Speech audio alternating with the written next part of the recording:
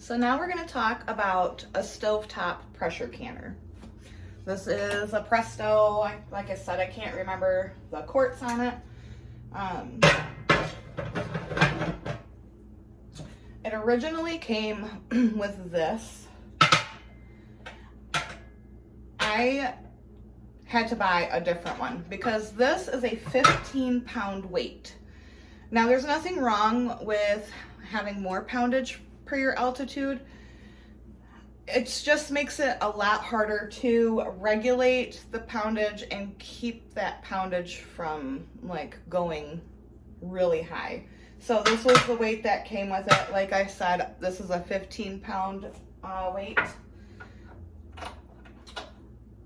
On Amazon, I think it's like $5, or it was. Hard telling with prices nowadays. But it came with these 2 rings. So this is a 5-pound weight, and each ring adds 5 pounds of pressure. My elevation is 10 pounds of pressure when I can.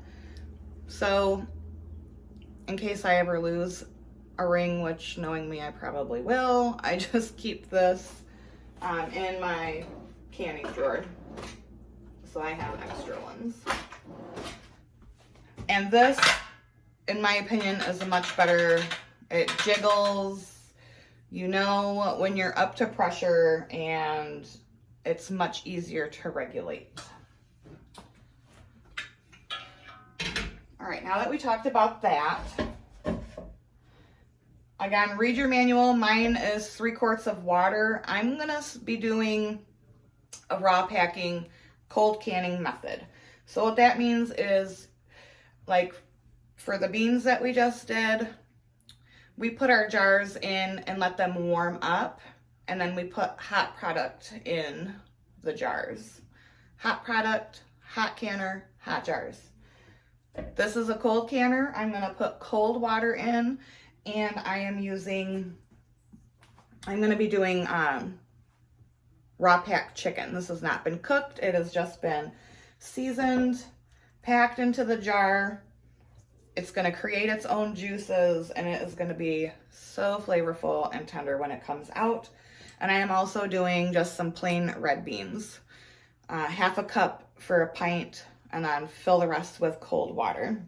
All right, let me get my water in the canner.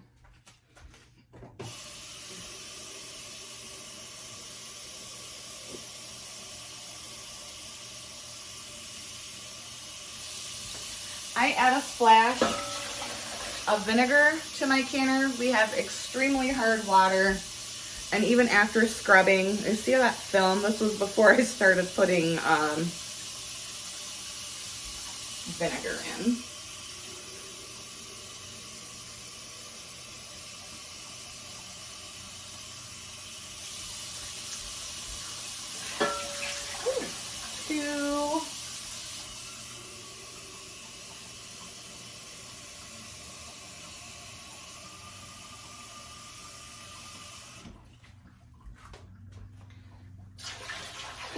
And 3.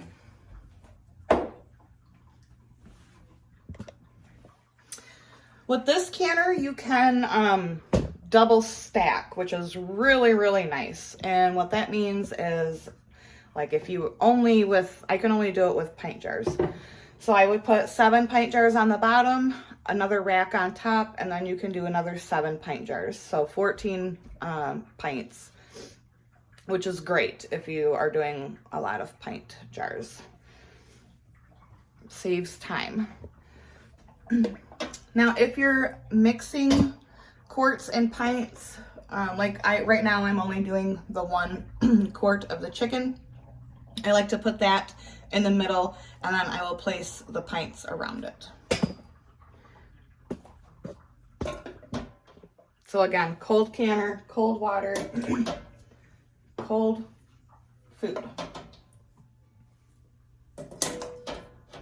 And I probably could have fit 1 more in here, but that's okay. Another important thing is, because I do have 1 quart in here, we're gonna pressure can for 90 minutes. versus 75. If you're mixing your size jars, you want to pressure can for the longest time, for the longest food item that you have. So meat and beans are 75 for pints, 90 for jars. We're gonna do this for 90 minutes. All right, got that on. You also wanna make sure that you check your gasket. This little hole right here, the vent, I always like look through it. You want to make sure you can see through it and that it's not clogged. You also want to make sure that your gauge is nice and tight on there.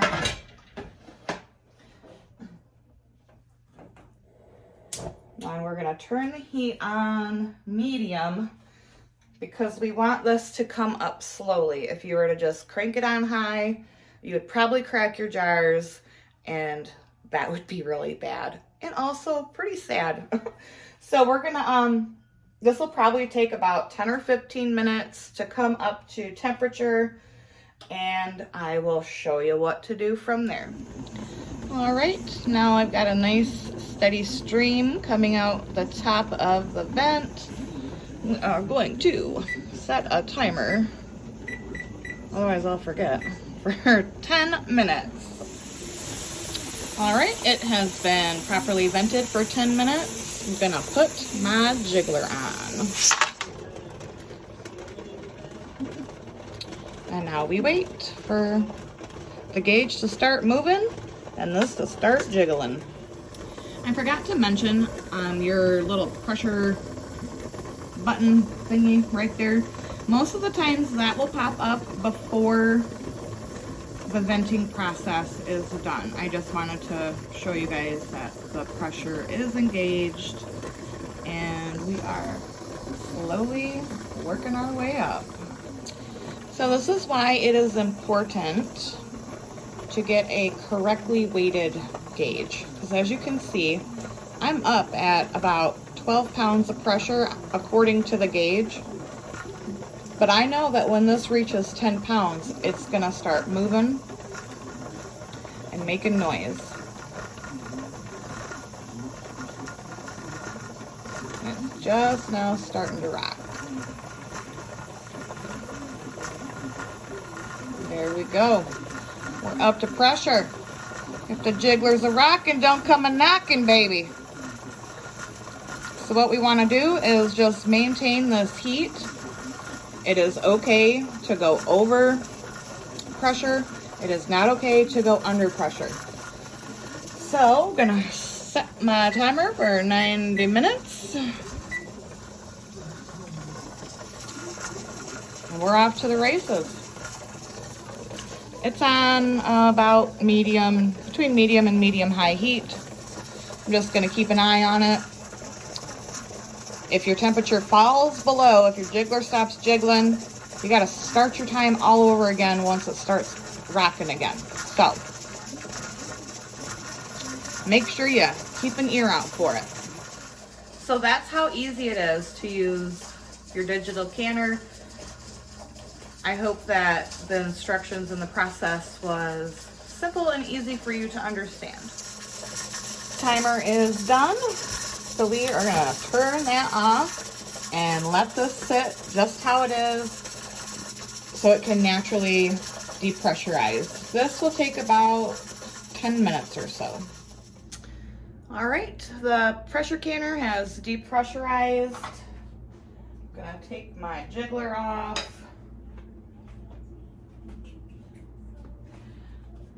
I like to take the top off and then let it sit for 5 minutes. You don't have to do that if you don't want.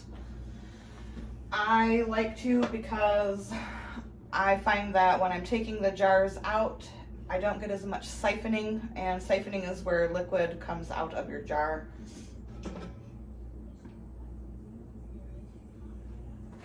And it's very hot, so be careful. You don't want to burn yourself. I've done that many, many times. Okay, I'm gonna let this sit for 5 minutes and I'll be right back. All right, let's pull these jars out. Look at that beautiful, beautiful chicken. Did not add any water to the jar, simply packed the chicken in. It creates its own juices. So, so good.